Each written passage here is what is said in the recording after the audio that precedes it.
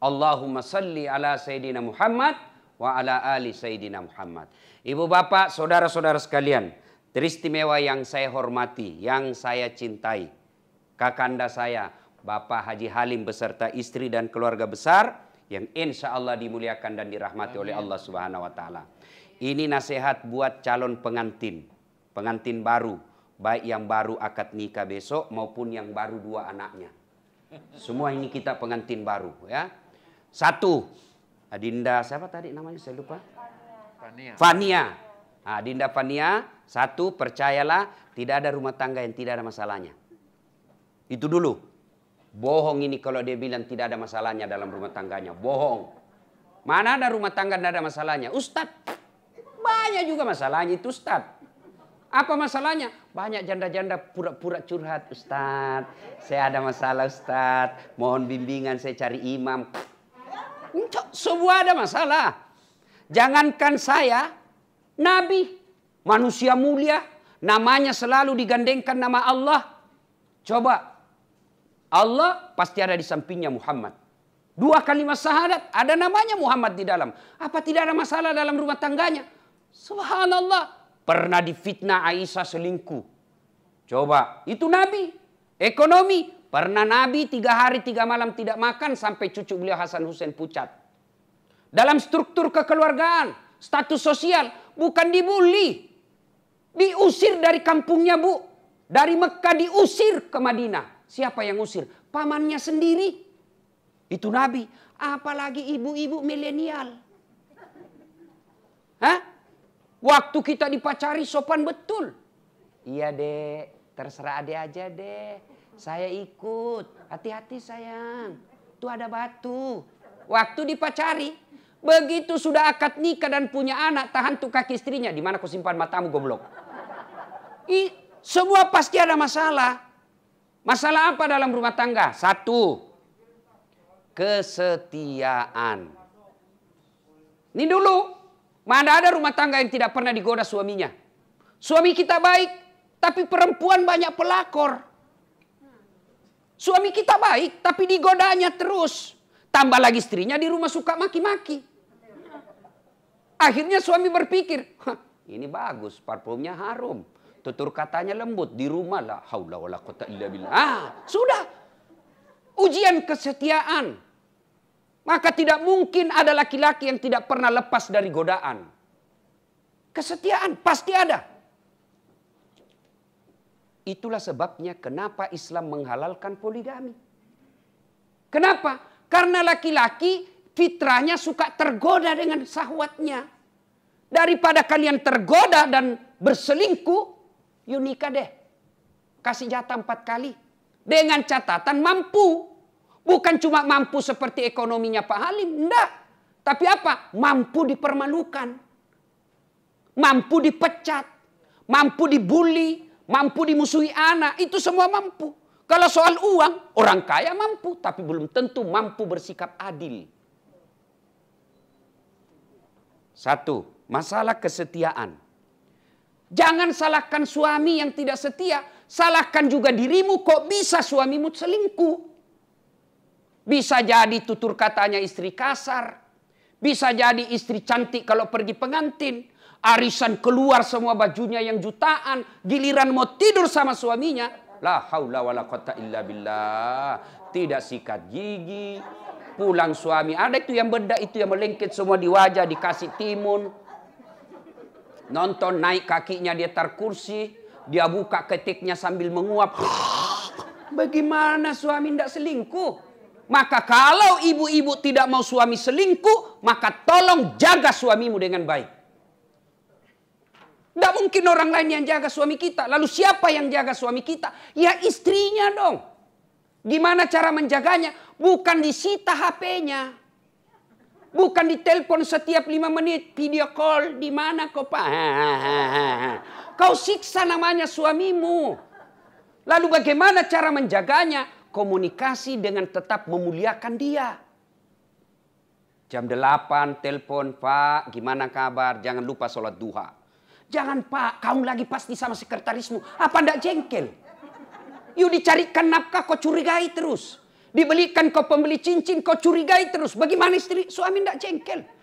Coba diingatkan, Pak, sholat duha, rezeki itu bukan kantor yang menentukan. Tapi Allah, jangan lupa sholat duha. Apa tidak nyaman perasaan kita sebagai suami? Jam 10 video call, tapi video callnya apa? Pak, saya lagi baca Yasin. Nyaman kan? Begitu mau maghrib lagi, dia video call lagi suaminya. Tapi apa? Video call dengan cucunya lagi ngaji. Demi Allah, perempuan manapun goda suaminya tidak tergoda. Kenapa? Istrinya di rumah meskipun sudah mati baterainya, tapi akhlaknya mulia. Iya Bu? Benar? Hah? Gimana kita tidak tersiksa? 1 jam keluar ditanya, di mana kau? Di mana kau? Di kantor. Bohong! Memangnya suamimu jajahan? Yang ketawa, saya serius ini. Hah? Gaspol memang. Maka ibu, kan ini di gaspol karena ibu-ibu yang banyak. Coba kalau laki-laki yang banyak, lakinya segas. Maka ibu keliru, ndak bawa suami. Satu, kesetiaan. Jadi jangan menuntut suami setia, lalu ibu tidak pandai menjaga suami. Caranya menjaga, ingatkan, bukan diintimidasi. Enak kan Pak, jangan makan di luar hari ini. Hari ini saya masak spesial buat Bapak, makanan kesenangannya. Nyaman perasaan kita sebagai suami. Tapi kalau WhatsApp-nya masuk, jangan lupa singgah beli cincin. Masih baik kalau cincin, kalau pembalut. Coba ya. 1. Yang kedua, masalah dalam rumah tangga. Ini calon pengantin, ekonomi. Tapi kaya bapak bukan jaminan bahagia. Kalau kekayaan membuat orang bahagia, demi Allah tidak ada orang kaya yang cerai. Coba lihat anak-anak orang kaya. Mewah ketika pengantin. Baru 2-3 tahun cerai.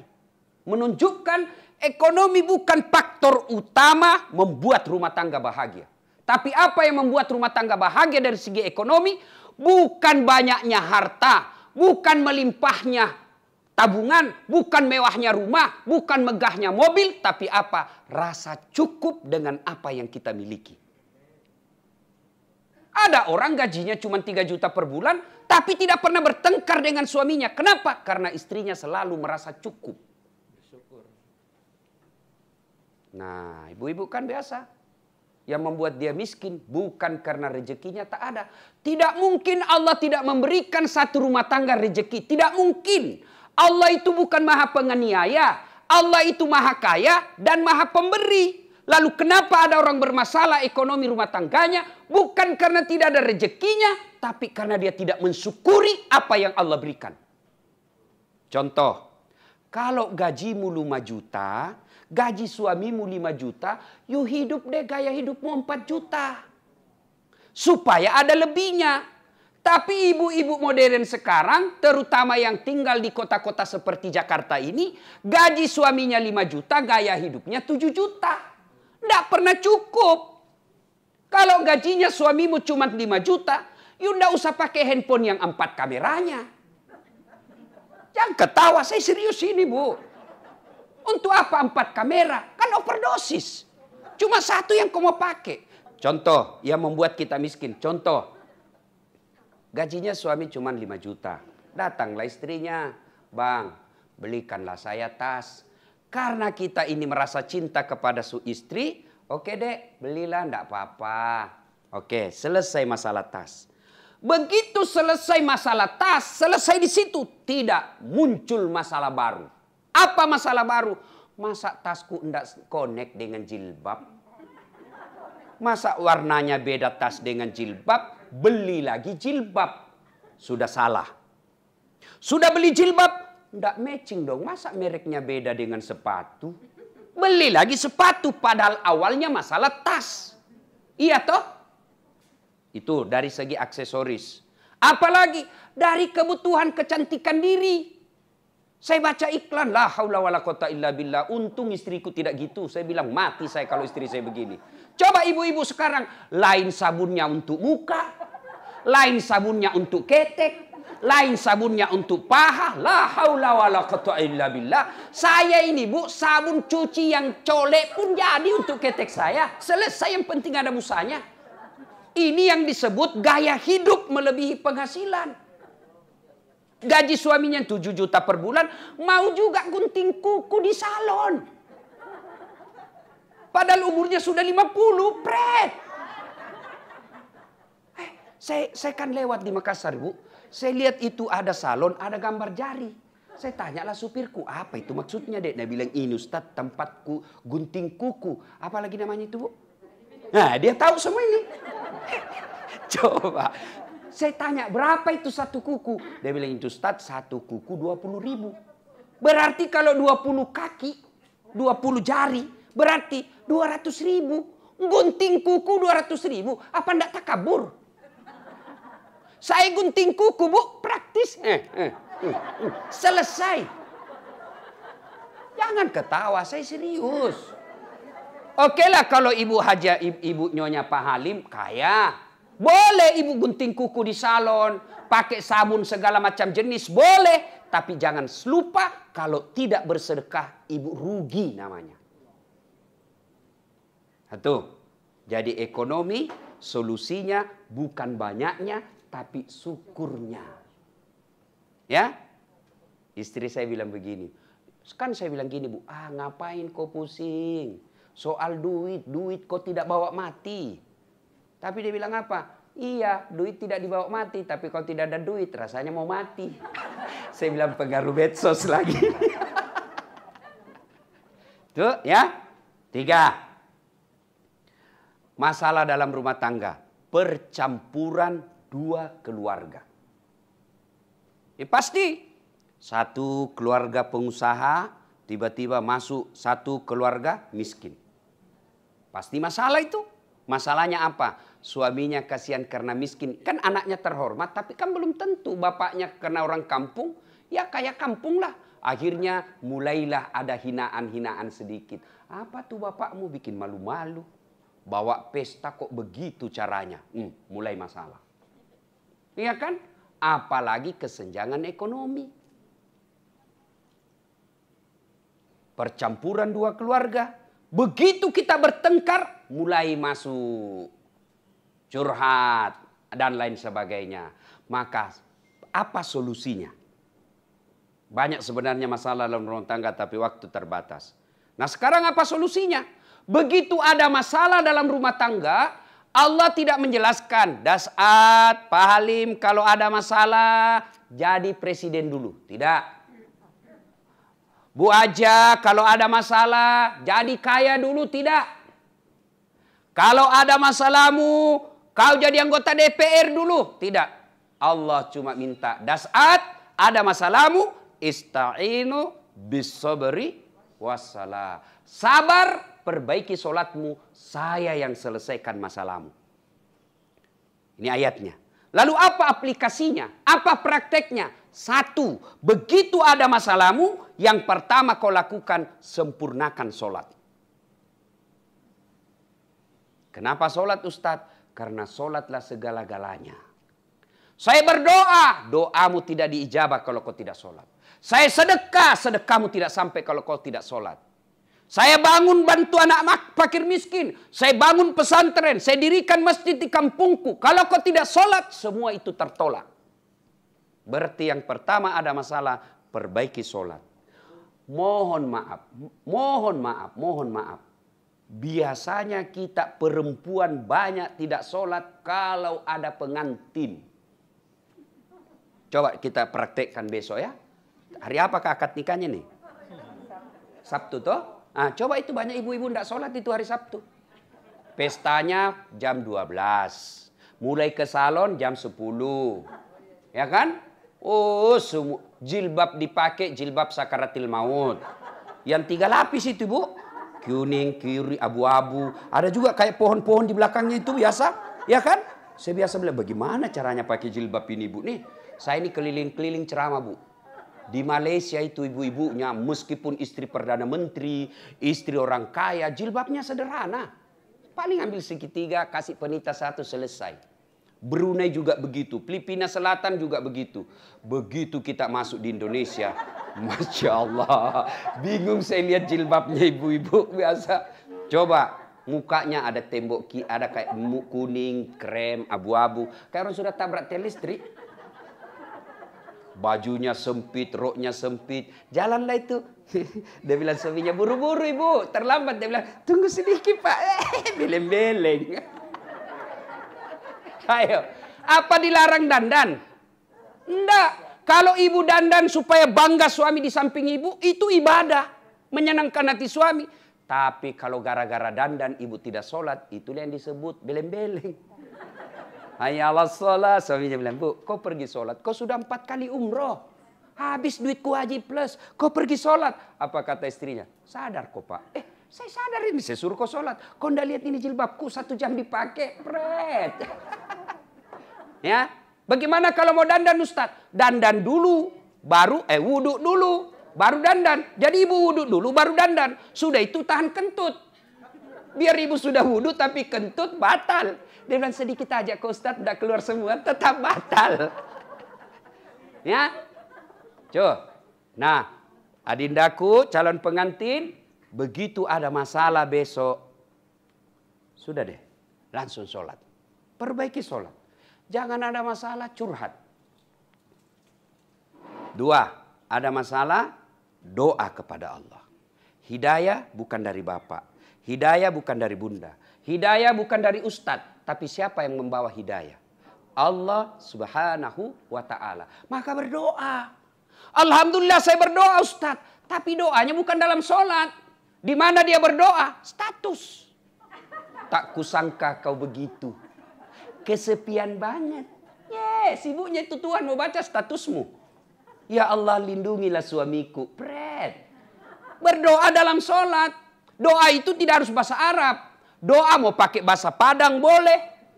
Bahasa Sunda silahkan. Bahasa Bugis boleh. Bahasa Jawa boleh. Bahasa Prancis pun boleh. Kalau ibu tahu. Bahkan boleh pakai bahasa isyarat. Sudah boleh. Allah tahu. Daripada ibu bahasa Arab tidak tahu artinya. Kan bingung malaikat. Apa maksudnya ini ibu? Dia mau doakan suaminya setia. Tapi doa dia baca doa minta hujan. Kan bingung malaikat. Iya. Maka berdoa silakan curhat. Tapi bukan di Facebook. Bukan di Twitter. Bukan di Instagram. Tapi doa sepertiga di akhir malam. Kalau tidak bisa sepertiga di malam. Selesai sholat maghrib nunggu isya. Curhatlah di situ. Ya Allah. Tak kusangka suamiku seperti ini. Tapi inilah jodohku yang kau berikan. Tidak mungkin saya menikah tanpa restumu ya Allah. Karena engkau yang menentukan jodohku. Tapi ya Allah. Tidak mungkin saya bisa mengawasinya. Engkau yang maha mengawasi. Lindungi dan pelihara suamiku dari wanita-wanita jahat. Buat dia pusing kepalanya kalau dia tidak lihat saya 1 jam. Dikabulkan. Ya? Bagaimana Pak Alim? Masih akal ini. Ibu-ibu tidak usah jaga suami. Biar ibu jaga, suami lebih tahu. Ibu periksa HP-nya. 2 HP-nya bu. Apalagi kalau orang kaya. Sudahlah. Lebih minta kepada Allah. Caranya dalam doa. Jadi besok dek kalau ada masalah selesai pengantin, jangan curhat sama orang. Curhat sama orang pasti dia cerita. Saudara belum tentu baik. Saudara kita ketika situasi psikologisnya baik, dia akan baik. Tapi kalau dia dihasut, datang dengki, datang istrinya yang cemburu. Maka dia kasih kita pertimbangan yang keliru. Masa begitu sih Ustaz? Tidak mungkin dia jahat sama saya. Dia kan saudaraku. Siapa yang dorong Nabi Yusuf masuk sumur? Ayo, saudaranya. Itu pelajaran buat kita. Jangan kau curhat sama saudaramu. Nah, masa sih begitu Ustaz? Dia kan masih saudara paman saya. Itu paman saya, saudara bapak saya. Siapa Abu Lahab? Siapa Abu Lahab? Pamannya Nabi, saudara bapaknya Nabi. Lebih baik begitu ada masalah. Curhat dalam doa. Tapi demi Allah, doamu tidak dijabah kalau kau tidak sholat. Ya? Nah, yang kedua. Begitu ada masalah. Sabar.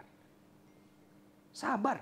Apa itu sabar Ustaz? Apakah sabar itu kita lihat suami kita bawa perempuan masuk rumah? Saya sabar. Bukan sabar itu beleng-beleng. Lalu apa itu sabar?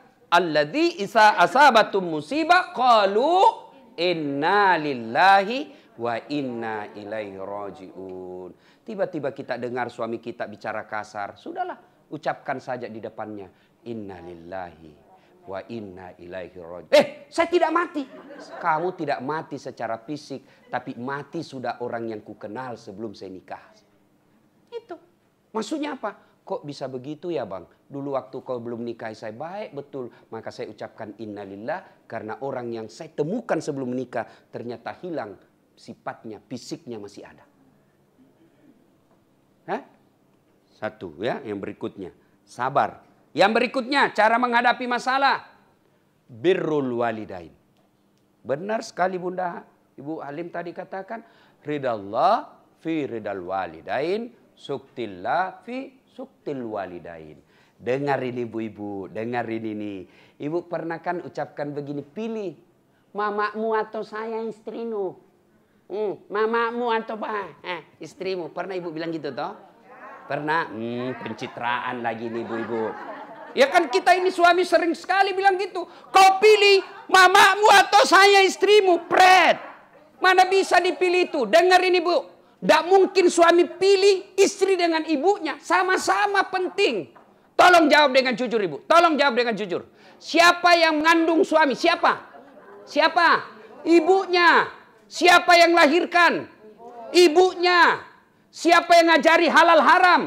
Ibunya. Siapa yang suapi ketika kecil belajar makan? Siapa? Ibunya. Siapa yang ngajari jalan? Ibunya. Siapa yang dibelikan rumah? Suamimu. Istrinya. Ayo. Nah, siapa? Siapa yang terima gajinya suami tiap bulan? Penghasilan suami siapa? Apa dia kasih ibunya? Sisa-sisa dia kasih ibunya. Siapa dulu? Istrinya. Maka demi Allah ibu, jangan kau buat suamimu berdosa kepada ibunya karena kamu. Karena ada kami ini suami bukan takut, tapi tidak mau ribut. Akhirnya apa? Pilih. Mamamu. Jangan ketawa, saya serius ini. Tenang Pak, saya bela bapak-bapak hari ini.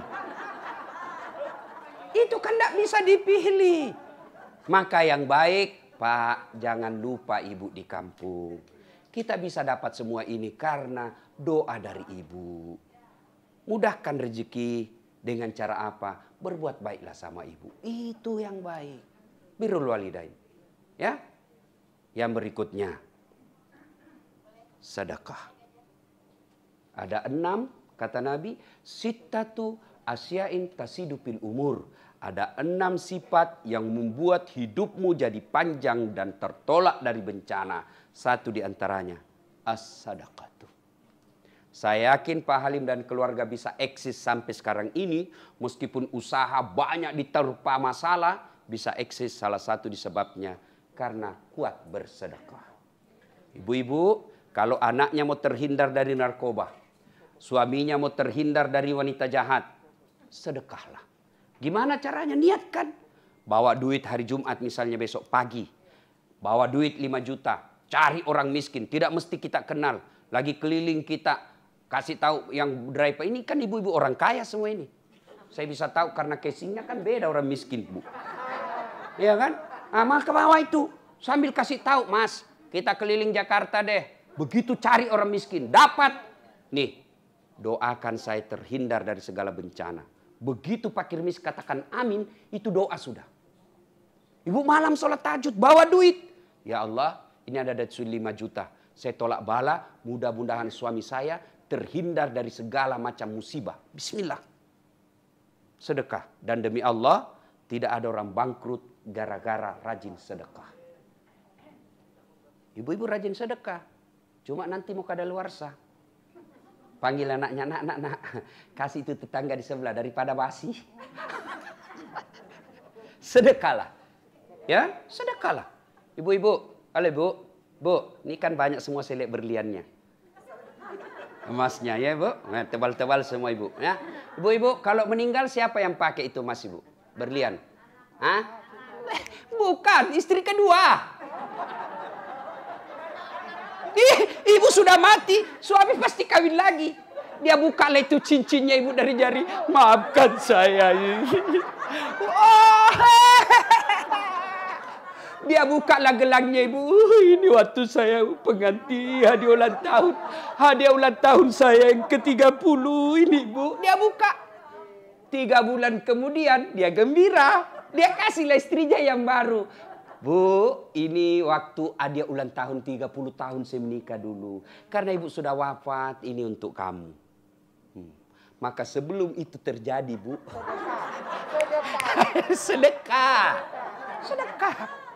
Nah ibu bapak saudara-saudara sekalian, pada akhirnya ilmu yang saya sampaikan ini tidak ada faedah kalau kita tidak amalkan. Supaya ibu bisa ulang-ulang lagi, karena bisa dilupa lagi kalau usia 50 tahun ke atas, kan susah. Yang susah dilupa itu kesalahan suami, itu lalu diingat. Tapi kalau dakwah seperti ini sampai di rumah sudah mulai dilupa. Bagaimana caranya supaya diingat kembali? Nonton saja nanti di YouTube saya. Ada di YouTube saya nanti gambarnya bagus, suaranya jernih. Carilah channel Das'ad Latif. Sudah itu jangan lupa like and share. Itu kan? Kalau ada iklannya jangan di skip. Nontonlah sedikit. Karena kalau ibu tidak nonton iklan, ibu hanya dapat ilmu, saya tidak dapat apa-apa. Dan alhamdulillah ibu, kalau ibu nonton dan nonton iklannya sedikit, bukan untuk saya. Tapi saya punya cita-cita besar di Makassar, ingin membuat markas, sekarang sudah jalan, markas kader ulama. Saya ingin melahirkan ulama-ulama, pendakwa-pendakwa yang tidak memaki, yang tidak menghasut, yang tidak mempecah belah. Itu caranya kita didik. Maka saya akan membuat markas kader ulama Islam yang rahmatan lil alamin. Terima kasih Pak Halim atas kebaikan Bapak. Luar biasa. Saya berdoa mudah-mudahan Bapak sehat walafiat. Anak pengantin baru bahagia sesuai dengan harapan. Ibu diberikan kesehatan dan paling utama bisnis-bisnis lagi Bapak semakin berjalan dengan baik. Amin. Pak Halim ini banyak sekali membantu kegiatan dakwah saya. Maka begitu beliau minta acara, tidak langsung insya Allah saya datang. Terima kasih. Sebelum kita akhiri, mari kita berdoa kepada Allah Subhanahu wa taala.